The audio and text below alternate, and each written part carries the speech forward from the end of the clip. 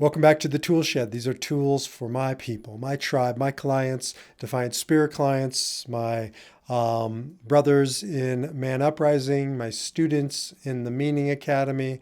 Wherever you found your way to this, I'm glad you did. Here's the tool. Say yes to life in spite of everything. Now, any of you Viktor Frankl enthusiasts, you know this is the name of his second book.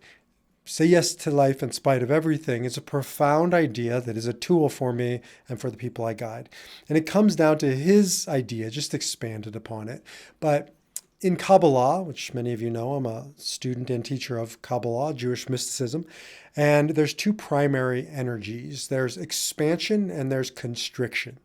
Expansion is not coincidentally the name of God, Yah, Yahweh, Shekhinah, Yah in Hebrew. But then if you look at other traditions, it's Buddha, it's Allah, it's Krishna, it's Jehovah, it's Yeshua, which is Hebrew for Jesus.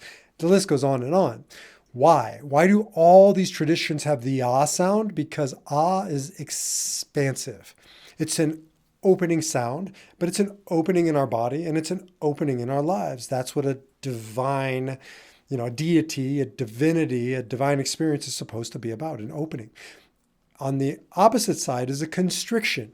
Now, some people might call it evil, but I don't like to get into these terms of evil because, at least in Hebrew, the word for evil, ra, means constriction or breaking or getting smaller.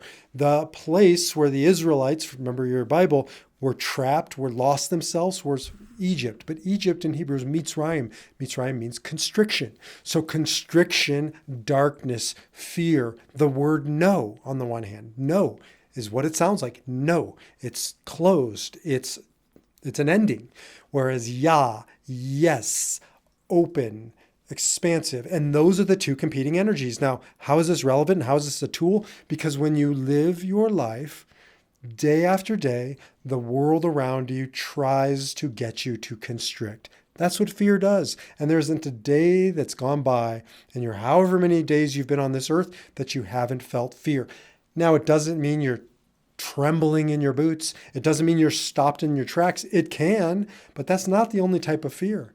The type of fear I'm also talking about is anything that gets you to start constricting, start to play smaller, start to play it safe. Nothing wrong with playing it safe if that's your choice, if that's your intention. But if you're playing it safe because of what they might say, because when you've been down this path before, it's been terrifying, or they've shut you down, or you've felt small. So you just go naturally in these directions of constriction. When somebody cuts you off in traffic and you're upset, you're angry, you're getting constricted. And our work is to defy that, the defiant spirit.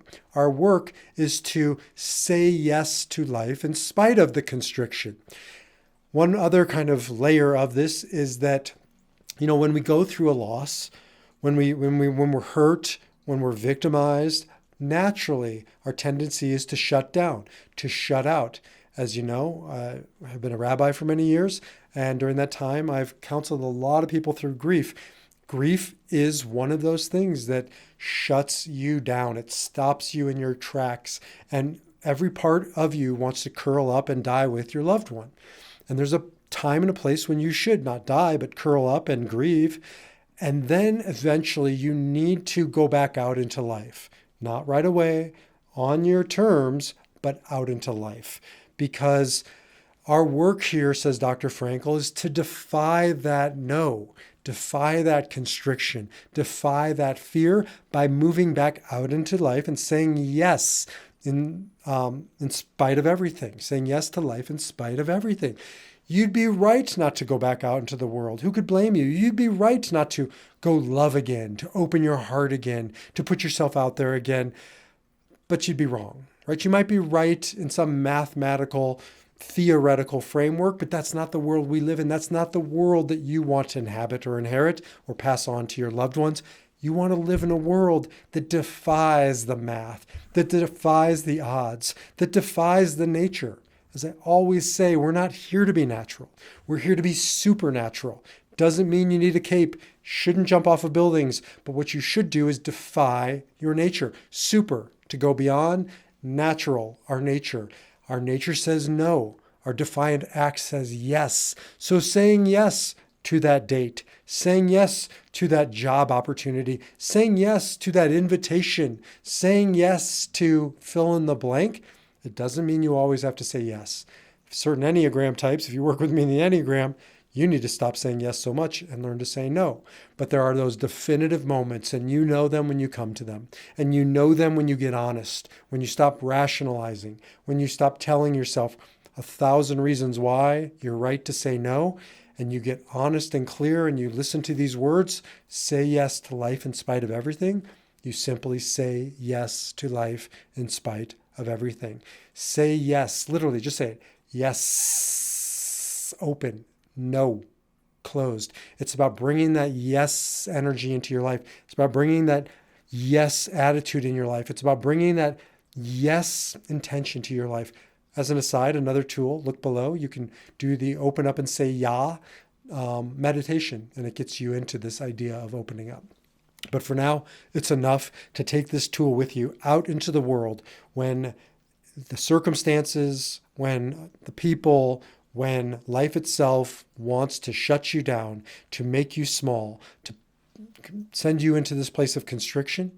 You have the defiant power of spirit within you, said Dr. Frankl, in the Holocaust and out of the Holocaust and after the Holocaust. And we can face whatever transition, test, trial, trauma, tragedy, as I always say, whatever we're facing, we can say yes to life in spite of everything. And that's your tool in this video. And I will see you in the next set of videos in our tool shed.